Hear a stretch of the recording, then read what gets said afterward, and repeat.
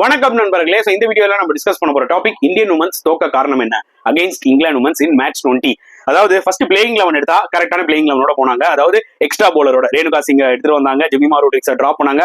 அது எல்லாமே பெர்ஃபெக்ட்டா வந்து அமைஞ்சது. அதே மாதிரி போலிங்லயும் வந்து பாத்தீங்கன்னா எதர் நைட் ஒரு ரெண்டுல வேற லெவல்ல விளையாடி இருந்தாங்க. 300 மேல போகும்னு நினைச்சோம். ஆனா ஒரு நல்ல கம்பேக் கொடுத்து 288 ரெஸ்டிக் பண்ணாங்க. ஆனா இந்தியா எங்க தெரியுமா தோத்தாங்க?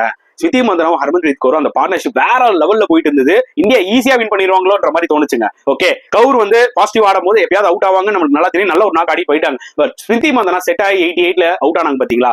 அங்கதான் கேம் சேஞ்ச் ஆச்சு. பின்னாடி 18 நம்பர் இருக்கிறது பிரச்சனை இல்லைங்க. அந்த 18 நம்பர் மாதிரி கேமை வந்து இந்தியாவுக்கு பினிஷ் பண்ணி கொடுக்கணும். அதுதான் ஸ்மிருதி மந்தனா கிட்ட லேக் ஆகுது. பைலேட்டரலா பண்றாங்க. ஆனா வேர்ல்டு கப்னு வரும்போது அவங்களால 100 அடிக்க முடியல பாருங்க. சேம் டைம் கேம் பினிஷ் பண்ண முடியல. அதே மாதிரி தீப்தி சர்மா நல்ல ஒரு 50 போட்டாங்க. ரிச்சா கோஷ் வின் பண்ணி கொடுமா அப்படின்னு ஒரு சிச்சுவேஷன் வந்தாலே 99% இந்தியாவுக்கு சொதப்பிருக்காங்க. தீப்தி சர்மாவும் வந்து பாத்தீங்கன்னா எக்கல்ஸ்டனோட லாஸ்ட் பால்ல ஒரு ஸ்லாக் ஆடி அவுட் ஆவாங்க. அந்த டைம்ல ஒரு கேம் அவேர்னஸ் இருந்திருக்கணும். அநியாயத்துக்கு சோக் ஆயிட்டாங்க மக்களே. Big heart break.